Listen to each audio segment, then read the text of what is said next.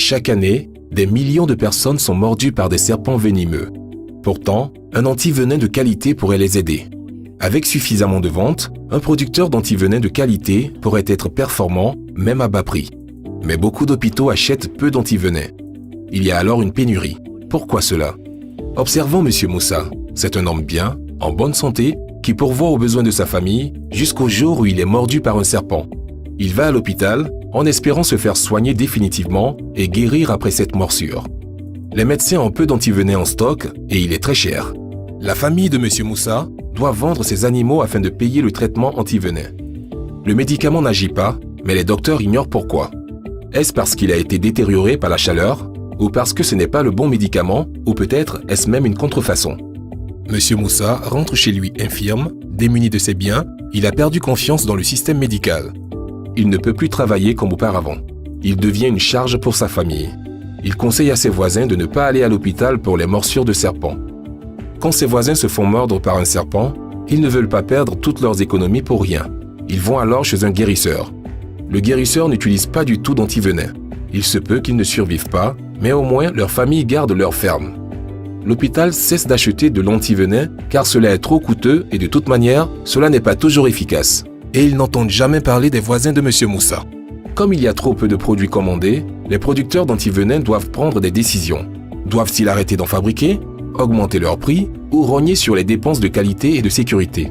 Certaines entreprises font des choix différents et l'hôpital ne peut qu'acheter de l'antivenin qui est peut-être de mauvaise qualité ou une contrefaçon. En plus, son prix augmente du fait de la pénurie, ce qui ne fait qu'empirer le problème. Quand une mauvaise chose conduit à une autre, cela s'appelle un cercle vicieux.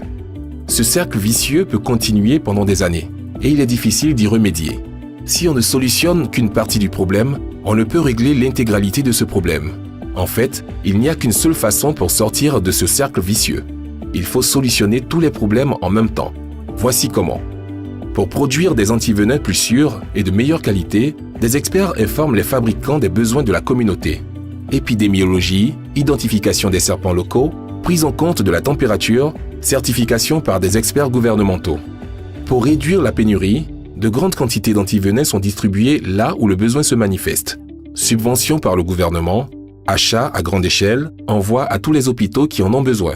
Pour améliorer les résultats pour le patient, les médecins, les infirmiers et infirmières sont formés pour la meilleure prise en charge possible des morsures de serpents. Formation des médecins, formation des infirmiers et infirmières, formation locale, consultation d'experts. Les personnes mordues par les serpents doivent savoir que de l'aide et des soins sont disponibles et qu'ils doivent se rendre rapidement à l'hôpital. Il faut du temps pour établir une relation de confiance, sensibilisation et éducation de la communauté, réseau avec les médecins locaux et l'augmentation des achats d'antivenins récompense les bonnes compagnies. Les ventes augmentent, les prix diminuent, les fabricants de qualité continuent à produire. La Société africaine de vénimologie travaille sur tous ces points. En fait, la vidéo que vous regardez fait partie de la solution. Avec une information et une communication améliorée, de meilleurs produits deviennent disponibles, stables à la chaleur, polyvalents, actifs, purs, certifiés par les ministères de la Santé. Plusieurs pays ont commencé à subventionner les achats et à livrer l'antivenin là où il y en a le plus besoin. Subvention, livraison. Des experts de la Société africaine de vénimologie et des enseignants de facultés de médecine et des écoles d'infirmiers enseignent au plus grand nombre. Cours, conférences, publications, radios, vidéos de modules de formation, sensibilisation de la communauté. Établir un lien de confiance prend du temps, mais d'ores et déjà, de plus en plus de personnes victimes de morsures de serpents sont traitées dans plusieurs pays. Quand tout cela est mis en place, le résultat s'appelle un cercle vertueux. Un cercle vertueux a le potentiel de se propager pendant plusieurs années. Cela a été le cas avec les morsures de serpents et l'antivenin au Mexique par exemple. Ensemble, les médecins, les infirmiers, les éducateurs de la communauté, les professionnels de la santé publique et les fabricants peuvent transformer le cercle vicieux de la pénurie d'antivenins en un cercle vertueux. Et nous pourrons garder notre peuple et sa famille heureux et en bonne santé.